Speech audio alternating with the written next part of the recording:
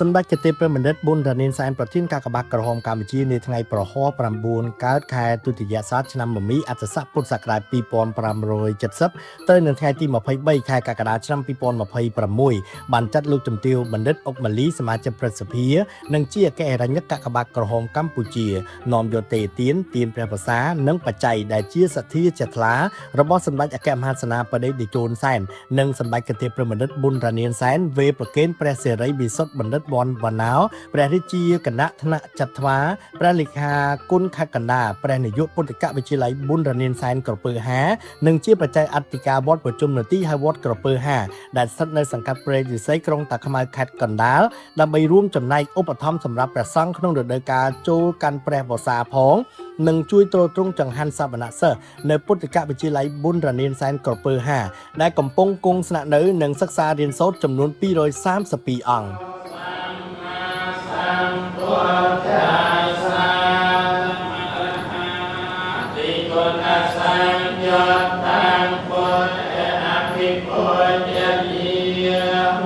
និងគោរពបែបភក្ត្រងាកក្រោយគោរពជូនពរសម្ដេចគោរពជូនពរ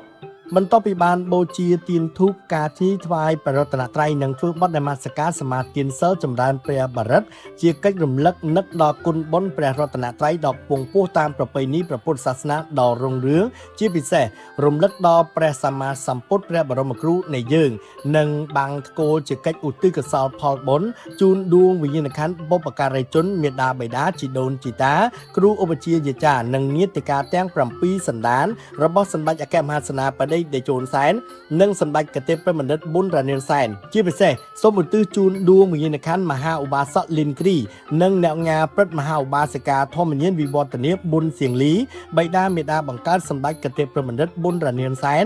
ដួងវិញ្ញាណក្ខន្ធលោកជំទាវមហាសទ្ធាភិរៈធម្មសេរីរដ្ឋអគ្គមហាឧបាសិកាពុទ្ធសាសនុបឋមប៊ុនសុថាហៅប៊ុនសាមហឹងនិងដួងវិញ្ញាណក្ខន្ធអ្នកញាមហាភក្តី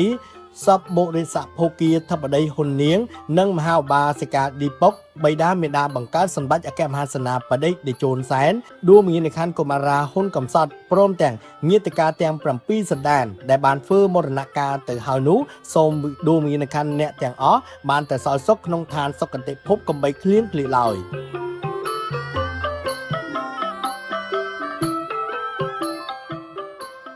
ព្រះសិរីវិសុទ្ធបណ្ឌិតវណ្ណវណ្ណោព្រះរាជាគណៈថ្នាក់ចត្វាព្រះលេខាគុណខកណ្ដាព្រះនាយកពុទ្ធិកវិទ្យាល័យប៊ុនរ៉ានីនសែនក្រពើ5និងជាប្រជ័យអធិការវត្តប្រជុំនទីហើយវត្តក្រពើ5បានថ្លែងអំណរគុណចំពោះសម្ដេចគតិព្រះបណ្ឌិតប៊ុនរ៉ានីនហ៊ុនសែននិងសម្ដេចតេជោនសែនដែលមិនត្រឹមតែបានយកចិត្តទុកដាក់គិតគូរពីជីវភាពការរស់នៅនិងសុខទុក្ខរបស់ប្រជាពលរដ្ឋប៉ុណ្ណោះទេប៉ុន្តែថែមទាំងបានយកចិត្តទុកដាក់គិតគូរចំពោះព្រះសង្ឃផងដែរជាក់ស្ដែងដូចជាព្រះសង្ឃនៅក្នុងវត្តប្រជុំនទីហើយវត្តក្រពើ5និងសវនសិស្សដែលកំពុងបំពេញវិជ្ជាក្នុងពុទ្ធិកវិទ្យាល័យប៊ុនរ៉ានីនហ៊ុនសែនក្រពើ5ដែលសរុបមានចំនួន321អង្គក្នុងនោះមាន232អង្គសិក្សាគង់ស្នាក់នៅដែលសម្ដេចទាំងទ្វេ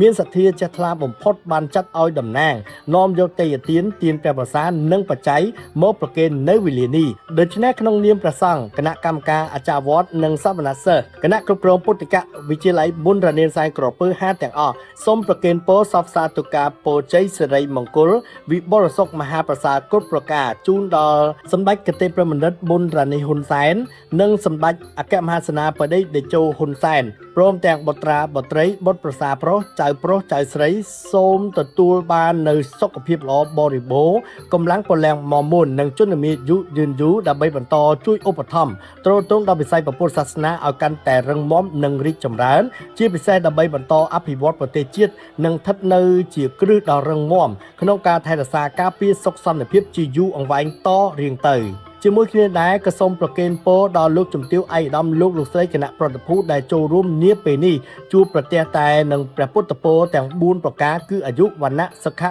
និងពលៈកំបីឃ្លៀងឃ្លាឡើយ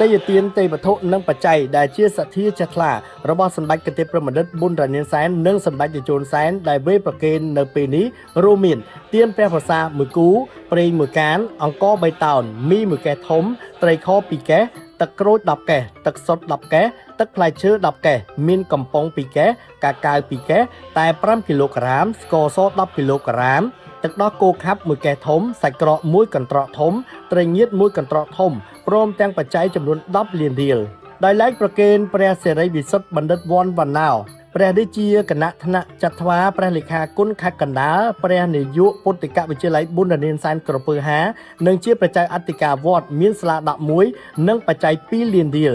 ចំណែកឯប្រគេនព្រះសង្ឃគង់អម4អង្គទៀតក្នុងមួយអង្គមានស្លា11និងបច្ច័យចំនួន1លានរៀលរីឯជូនអាចារ្យក្នុងម្នាក់មានក្រណាត់ស1ដុំនិងថវិកាមួយចំនួន